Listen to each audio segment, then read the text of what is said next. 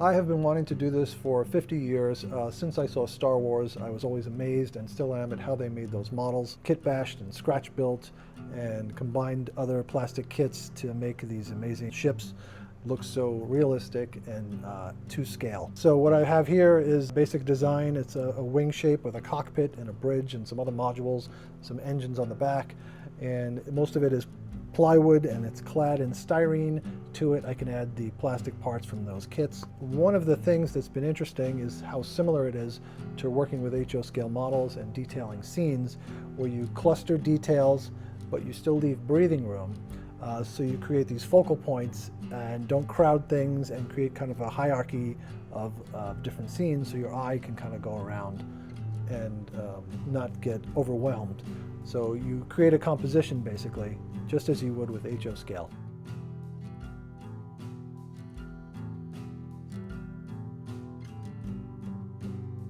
So I'm trying to resist using obvious found parts so you can't really identify them. This is a outlet receptacle box from Home Depot, and it's covered in the details from the military models and other plastic kits. This is just a styrene box and clad with panels and other details. Some of them are found objects. This big round frame is from a old camera. Everything else is pretty much styrene tubing and brass tubing and lots of little details. This is a hair clipper guard on the back there. I've got some magnets here so I can work on it, not worry about it falling off. The cockpit has a magnet as well. Temporarily, it'll eventually be glued in place, but it's essentially a styrene box. I was tempted to 3D print the overall shape and then add the styrene, but I really want to stay true to how these models were built 50 years ago. So I was mentioning how clustering the details and giving it some breathing room is important. You can see here this round panel section in the inset inside it is more super detailed than the outside, and it just gives your eye a break. And as we move outward as well, there's space, then there's details, and there's some more space. The ship is mostly symmetrical except for the detailing, so I kind of establish a few symmetrical shapes and masses, like these two pieces here. These are two caps of a shampoo bottle of some kind. But it just gives you some balance, and then you can kind of go off to the side, left and right, with the details. They don't all have to be symmetrical, and it gives it a much more lived-in, built look, much like the ships in the Star Wars movies. You can see the layered styrene panels. There's a main panel, and then there's a secondary panel. And again, in the language of those ships that were used in the movies, many of them were scribed and had notches, and it just gave places for the light to bounce off in addition to the details. So I try to get in as much of that as I can, and again, leaving breathing room between spaces. So I had to think about the hierarchy of the ship itself as far as design and mass. You've got the cockpit here, you've got the main wing and the hull, and then the engines in the back, and there's a nice balance to it. I do think it needs some kind of wing on the side. This is a little too, I guess it's a little boring. It needs a little bit more rhythm to it, so I've been thinking about a wing panel here that's a little thicker and at an angle, so you'd have this rhythm that kind of continues to the front of the ship and gives it a much more distinct silhouette. There'll probably be some kind of weapon here, some kind of laser cannon or something coming off the wing. The wing will have a little mass to it. So even though it is a made-up sci-fi ship that wouldn't exist in real life, I still try to consider what each part and function is of things. We've got the engine mass here in the back, and there's a few pipes that would be fuel pipes going into fuel tanks or something like that. So at least it kind of makes some logical sense. One thing I do have to add somewhere on the ship are a few doors.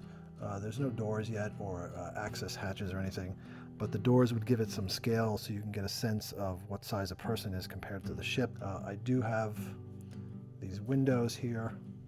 Let me just move up. I do have these window openings here, so you can sort of determine how big a person might be. If those were actual windows, eventually there'll be some glass acetate in there after it's painted. So right now I have it mounted on a tripod.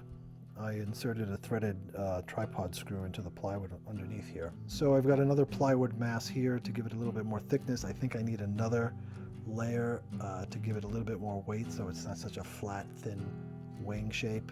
It'll just give it a little bit more weight. And then in this central section is the top of a tank. The top of a tank makes a really good bottom of a spaceship. It's very symmetrical, and it's got some mass to it and nice angles that are similar to other places on the model. I do have 2 1/4-inch holes in the back here. Eventually I'll insert some brass tubing in there. This way I can create some kind of metal armature to display the model, in addition to having the tripod screw on the bottom. These are some of the military model kits I'm using. Most of them are from Tamiya, Academy, or Trumpeter, and they've got great parts for harvesting detail. There are endless amount of parts in just one kit. I'm probably using 5 kits total just to get a variety.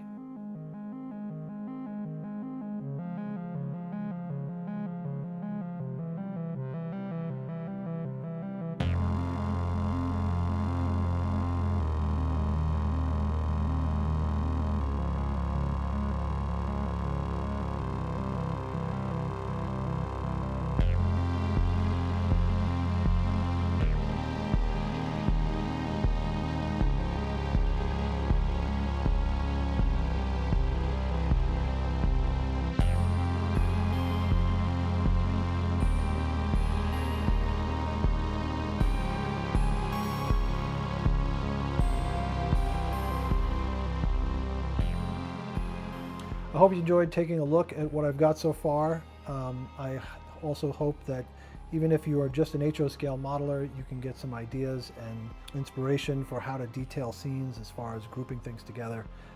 And maybe even it will inspire you to build your own ship. I hope it does, because it's a lot of fun, and you'll find that most of the skills you already have, so give it a try. Thanks to our Patreon supporters. Check us out on Patreon. We post pictures and videos of what we're doing here in the shop, new kits, what's on the layout, projects like this, and pretty much anything else that we do here.